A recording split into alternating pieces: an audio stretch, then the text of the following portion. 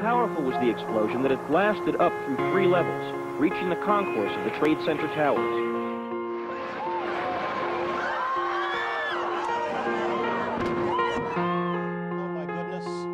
Oh my goodness. We're looking at a live picture from Washington, and there is smoke pouring out of the Pentagon. With David Mattingly's report, looking at the site of where this plane came down.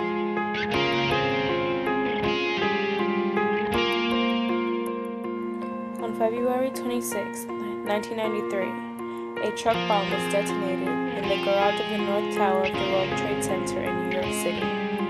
The bombing was intended to weaken the foundations of the North Tower and cause it to fall into the South Tower, bringing both of them down and killing thousands of people. The blast caused 6 casualties and about 1,000 more to be injured.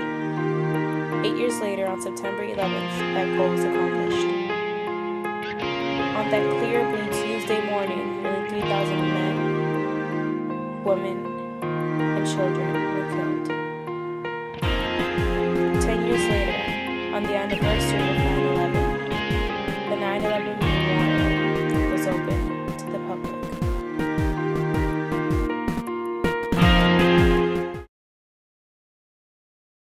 The design, called Reflecting Absence by architects Michael Arad and Peter Walker, was chosen from a global design competition that included more than 5,200 entries from 63 nations. The memorial consists of 2 enormous waterfalls and reflecting pools, each placed within the footprints of the original towers. Every day, 10,000 visitors flock to the memorial, either to pay their respects to the fallen or to remember lost loved ones. To access the memorial site, visitors must first go through a security screening. After the screening, visitors must walk a short distance through a designated fenced path. The walk to the memorial takes away from the excitement one has arriving at the memorial. Visitors aren't free to just go to the memorial due to the construction going on around it. After scouring Lower Manhattan to find a parking space and walking 10 minutes to the actual site to walk even more, the arrival is almost anticlimactic. Almost. Upon entering the site, however, the scope and size of each pool is overwhelming. About an acre in size and 30 feet in depth, each pool is a void amidst Manhattan, emanating a feeling of absence. Drowning out the surrounding city sounds, the waterfalls underscore the feeling of absence, forever cascading into the pools. One cannot help but wonder how these once great towers ceased to exist. The location of the memorial, however, may not be so appropriate. For the people who have witnessed the 9/11 attacks, the memorial may be a reminder of the horrors they witnessed that day.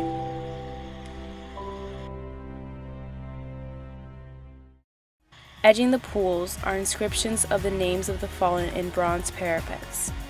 The North Pool contains the names of those who died in the North Tower on Flight 11 and the 1993 bombing.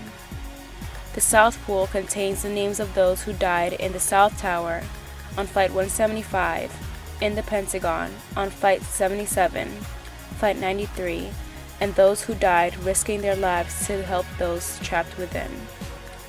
The magnitude of names on the panels emphasizes the large loss of life.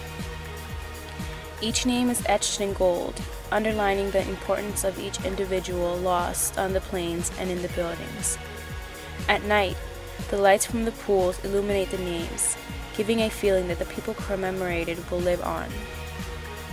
While the pools are a place for remembrance, for honoring fallen heroes, and for reflection, the plaza, with more than 400 swamp white oak trees, gives a feeling of relaxation and contemplation. In the spring and summer, the rich green oak trees give a feeling of rebirth and renewal.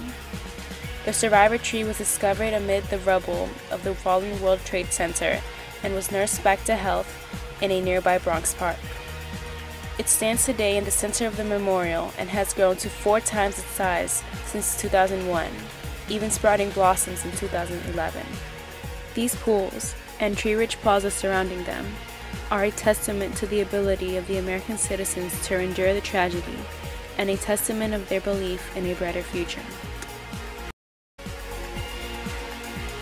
To deepen the experience at the memorial, a visitor may go to the 9/11 Museum at the center of the World Trade Center site.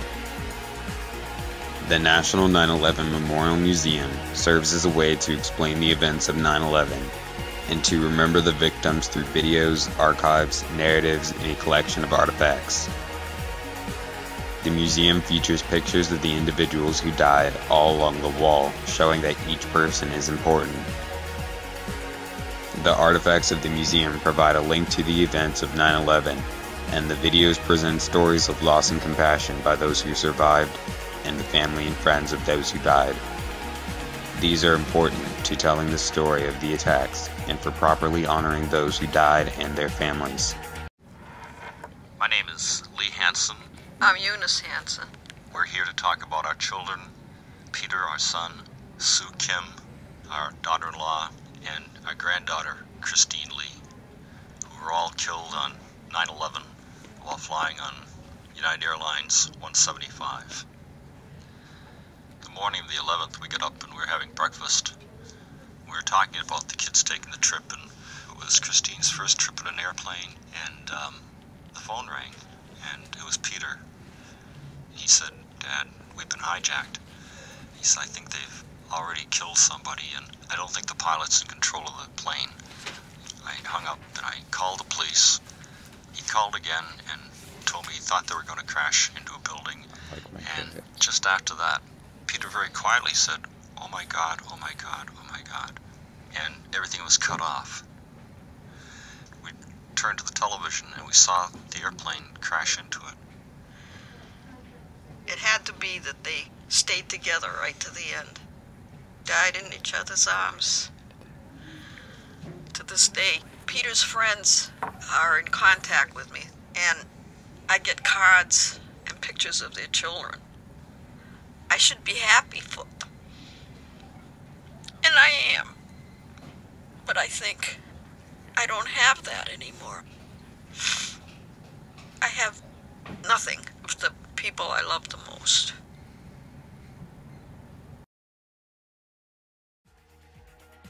Overall, the memorial properly commemorates the lives lost in the 9/11 tragedy. Although there are negative aspects such as the hectic surroundings, the ongoing construction, and the location, the layout of Ground Zero still serves as an effective memorial, providing a place for remembrance and for reflection. The museum also provides valuable stories and insight to pay homage to the victims. Although the memorial is crowded and is located in the noisy setting of New York, it still manages to say, "We must never forget. But standing as one, we must also look towards a brighter tomorrow."